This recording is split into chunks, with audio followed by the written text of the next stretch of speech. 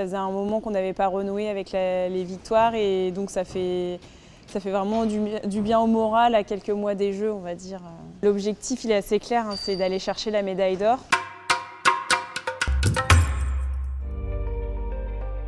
Depuis le début de l'année, en fait, on va dire que ça y est, on a enfin vu le bout du tunnel avec l'espoir des Jeux qui se rapprochent. Donc, et le cauchemar de l'annulation qui s'en va, on va dire. Donc ça a fait vraiment du bien au moral. Et puis début mars, on a retrouvé le chemin des compétitions. Ça faisait plus d'1 an qu'on n'avait pas fait de compétition. Donc on va dire que le début de l'année 2021, il s'est plutôt bien passé.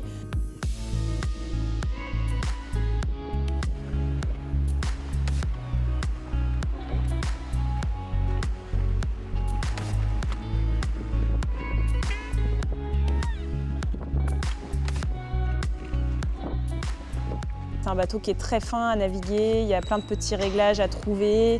C'est une discipline où il y a beaucoup de tactique et de stratégie, de jeu avec les adversaires, avec le vent. Ce qui me plaît là-dedans, c'est justement qu'il n'y a pas que les muscles, il y a aussi la tête et c'est un sacré bon jeu de stratégie.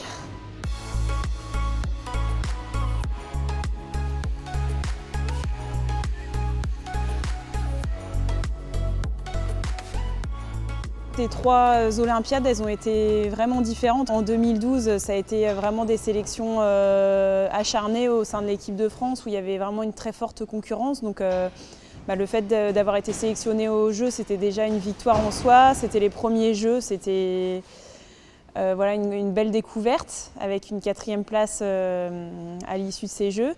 Et puis 2016, avec Hélène de France, c'était un peu moins la découverte. On savait pourquoi on y allait, on voulait ramener absolument une médaille et on repart avec la médaille de bronze. Donc on va dire que les Jeux de 2013, c'est vraiment un excellent souvenir qui est dans un coin de ma tête.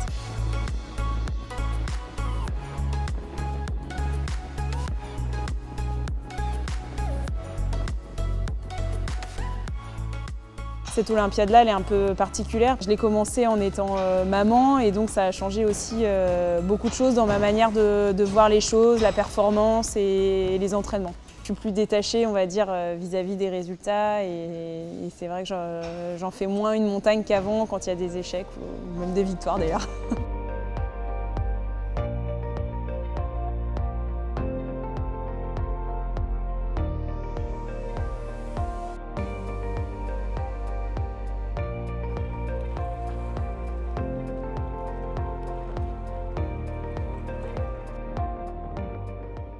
C'est un temps plein que de se lancer dans une préparation olympique. Le temps sur l'eau, on va dire que c'est la moitié des jours de l'année pour globaliser. Et puis après, il y a tout le reste à côté, la préparation physique, la préparation du matériel, tout ce qui est logistique, les déplacements, parce que c'est parfois des longs déplacements et des déplacements loin, il faut emmener le bateau. Donc tout ça, ça demande aussi une grosse organisation et au final, on arrive à bien remplir nos journées.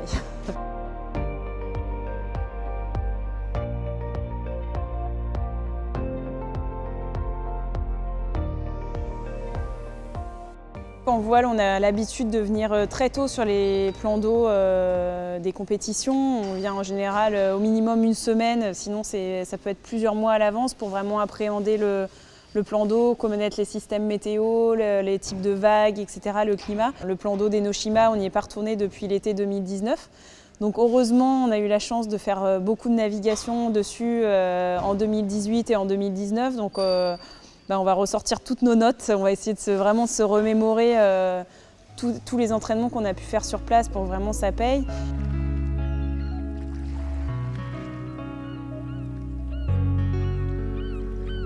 C'est Camille Lecointre, c'est breton.